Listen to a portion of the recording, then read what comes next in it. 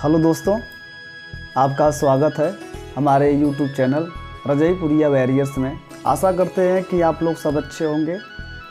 आज जैसा कि 14 सितंबर है, जानते हैं कि आज राष्ट्रीय हिंदी दिवस मनाया जाता है। आप सभी को राष्ट्रीय हिंदी दिवस की हार्दिक शुभकामनाएं। और हिंदी मनाया क्यों जाता है, इसके परिप्रेक्ष्य क्या हैं, ये आया कहाँ से, इसे हम लोग देखेंगे और समझेंगे और इसके बारे में आपको से बात करेंगे। अगर आप हमारे चैनल पर नए हों तो हमारे चैनल को सब्सक्राइब करें और अपने दोस्तों के साथ शेयर करें।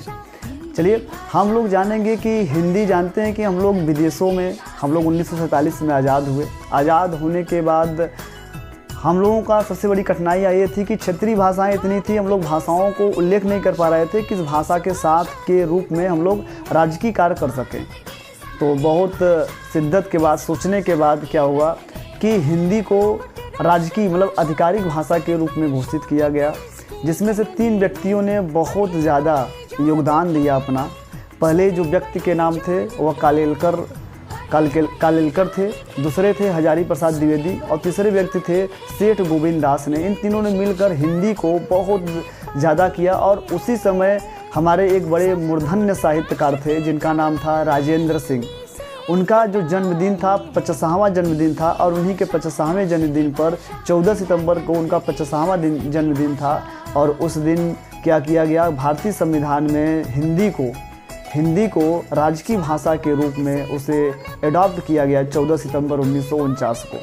अगर देखा जाए कि हिंदी भारतीय, हम लोग अगर राजनीतिक परिप्रेक्ष्य से देखा जाए कि संविधान में कुल हमारे 22 भाषा उल्लेख किए गए हैं। 22 भाषाओं में जिसमें से एक हिंदी है, जिसमें से भाग एक हम लोग का आता है संविधान में भाग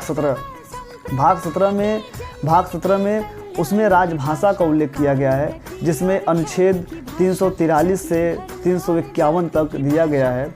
और उसी में क्या है, एक अनुच्छेद 343 का है उसमें, जिसमें हम लोगों का हिंदी को आधिकारिक रूप भाषा में उल्लेख किया गया है। और लगभग क्या होता है कि जो हिंदी होती है कुल भारत में कुल 16 राज्यों में बोली जाती है।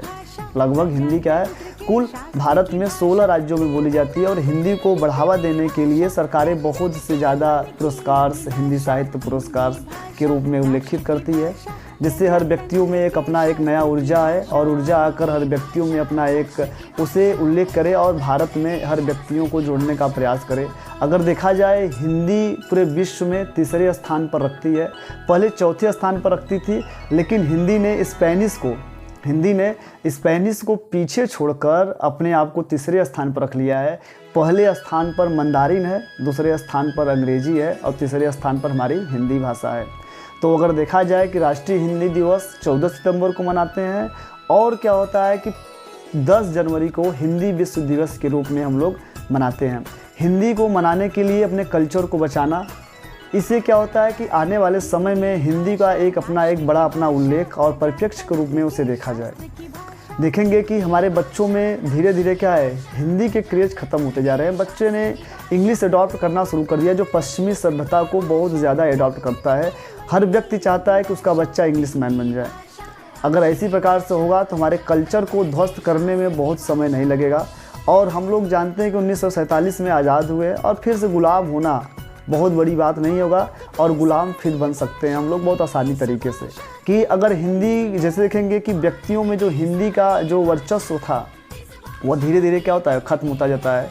जैसे अगर बच्चों में देखा जाए हिंदी कि अगर आप कॉन्वेंट स्कूल में लिखवाएंगे बच्चों को तो उसे 1 2 3 4 5 6 7 सिखाया जाता है। A for apple, B for boy से लेकर जिब्रा तक सिखाया जाता है। कि मतलब होता है वो क्या करता है कि वो आपको एप्पल से सिखाकर आपको जानवर बनाकर छोड़ देगा। ए फॉर एप्पल से मतलब कि फल से स्टार्ट करेगा, आपको जानवर बनाकर छोड़ देगा। लेकिन हिंदी क्या है, वह जानवर से आपको, क से कबूतर मतलब पक्षी से आपको क्या करेगा, सीधे आपको क्या करेगा, अज्ञा से ज्ञानी, ज्ञान से क्या हो जाएगा, ज्ञानी बनाकर छोड़ता है। और अगर बच्चों में इसी प्रकार से क्रेज रहेगा तो धीरे धीरे आने वाले समय में क ख भी भूल जाएंगे बच्चे। आने वाले देखेंगे कि आपके घरों में बच्चों की जो संख्या है, अगर आप कभी देखेंगे बच्चों में जो इंग्लिश की प्रवृत्ति है, उसे 1 2 3 4 कहेंगे वो 100 तक लिख देगा, आसानी से लिख देगा। लेकिन क्या होगा, उसे कह दीजिए कि 1 2 3 4 लिख कर दिखा दीजिए, उसको बहुत कठिनाइयाँ होगी, क्योंकि हिंदी की विलुप्तता धीरे धीरे होती जा रही है। लेकिन हम लोग, सरकार इतनी तेज़ी से कार्य कर रही है इस पर कि वो धीरे धीरे हम लोग स्पेनिश को छोड़कर हिंदी क्या है विश्व में, जिसे हम लोग विश्व हिंदी सम्मेलन के रूप में हम लोग मनाते हैं, हर पुरस्कार देते हैं हर बच्चों में एक अपनी अपनी योग्यता, जिससे हम समय समय पर कॉलेज पर हिंदी में क्या होता है निबंध लिखने के लिए बोला जाता है।